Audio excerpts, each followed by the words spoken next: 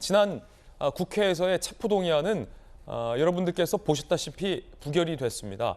그런데 가까스로 부결이 됐습니다. 민주당에서도 대거 이탈표가 나왔습니다. 이상민 의원 같은 경우에는 그때 부결을 했지만 다음번에 찬성할 의원들은 더 많이 있다라고 이야기를 하기도 했었습니다.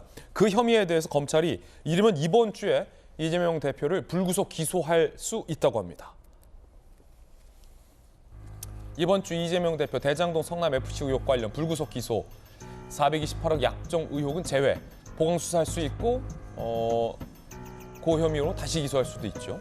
지난달 구속영장 기술한 수준으로 먼저 재판에 넘길 전망이다라는 얘기도 나옵니다.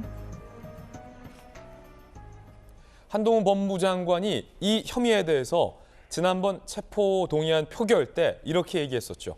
들어보시죠. 영업사원이 100만 원짜리 휴대폰을 주인 몰래 아는 사람에게 미리 짜고 10만 원에 판 겁니다.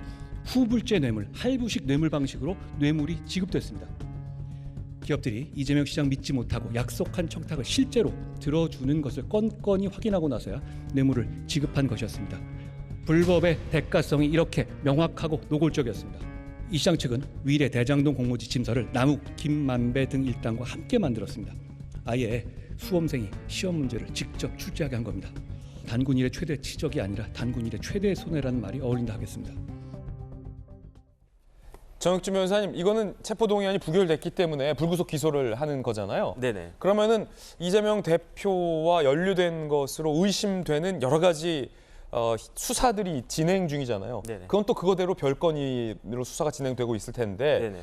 다른 혐의로 체포동의안이 다시 청구될 수도 있는 겁니까? 그럼? 충분히 그럴 수가 있죠. 그래서 일단은 기본적으로 백현동, 왜냐하면 이제 공직선거법하고도 또 연결이 되어 있는데 백현동도 누가 봐도 말이 안 되는 것이 협박을 받았기 때문에 종상향 될 수밖에 없는 그런 구조였다고요.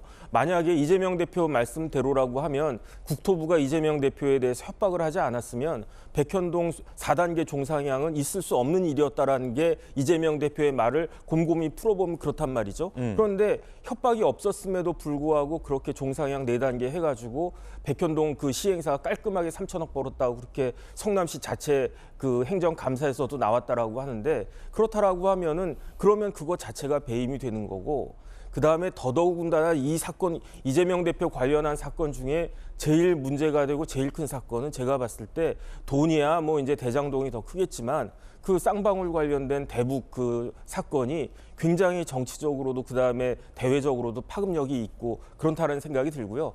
그다음에 이제 428억 관련해 가지고 이제 뇌물죄 약속한 거 이 부분에 대해서는 이제 그 공소장에서 뺄 거라고 이야기를 하지만 만약에 이 부분들도 김만배 씨나 이렇게 마음을 바꿔가지고 진술을 갖다 하게 되면 이 부분에 대해서도 추가로 구속영장을 갖다가 그러니까 공소장을 변경하면서 구속영장이 청구가 될 수 있다라는 생각이 들고요.